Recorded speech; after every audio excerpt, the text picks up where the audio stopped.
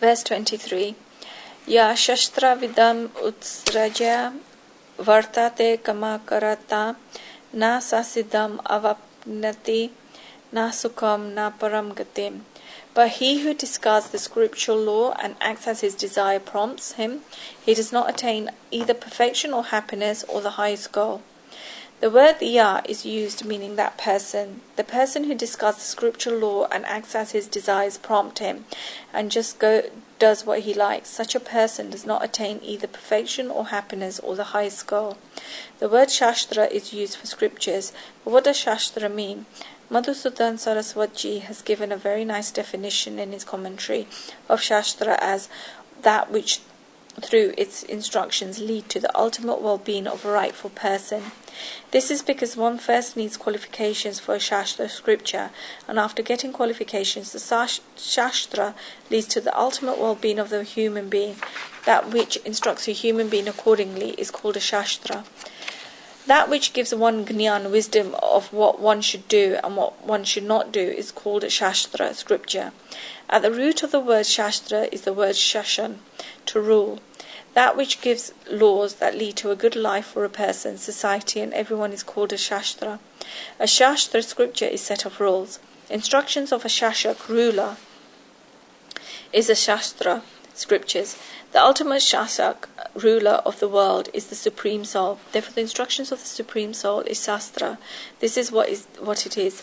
Sri Krishna says that a person discards the scriptural law and acts as his desires prompt him. This person just does what he himself likes. You will see many people like this, in particular in religious activities, where people say, we do this or we do that, or this is what happens. It is not important what they do, it is important what the Shastra scriptures says.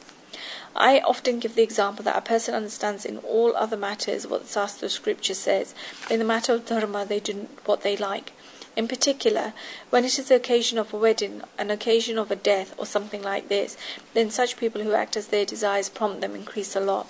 One person comes and says to do this, another person comes and says to do this, another person sets out a heap of rice, someone says to tie coconut, someone says to do something else.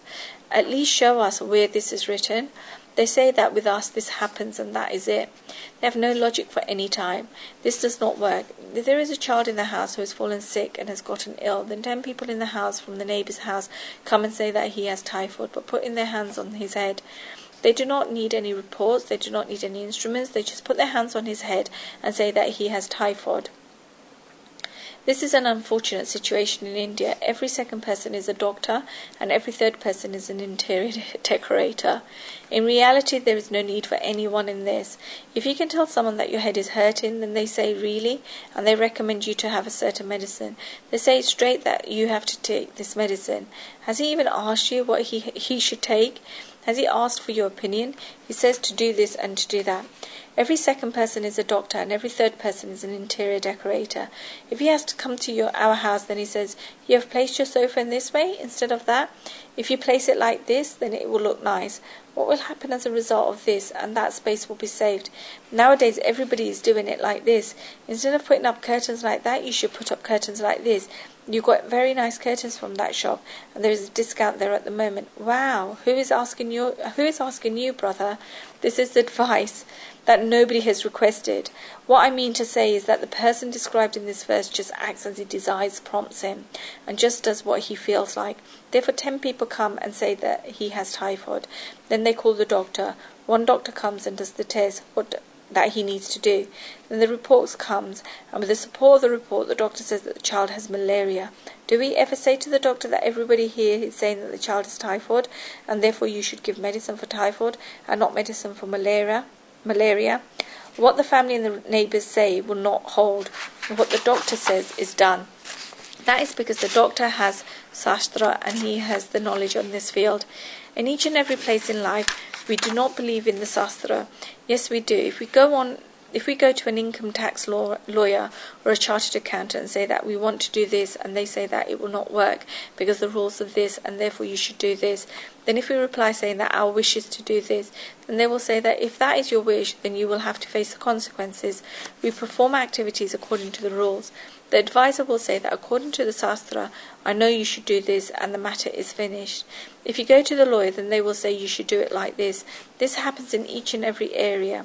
If you wish to build a house, then you would do this with the help of civil engineers, contractors and architects. All of these are Shastra scriptures. They are attain scriptures, scriptures of justice, Banka scriptures, scriptures of architecture. People conduct themselves according to the Shastra scriptures in all fields. But when it comes to dharma, then they put them to the side. They say, we will offer rice and flowers to the Shastra scriptures. If you want, we will place a 10 rupee note on the Shastra, but we will not open the Shastra to see what it says inside. How can this work? And what are the consequences for a person who discards scriptural law and acts as his desires prompt him? Sri Krishna has said 3 things. First, the person does not attain siddhi, perfection, meaning that he does not get success.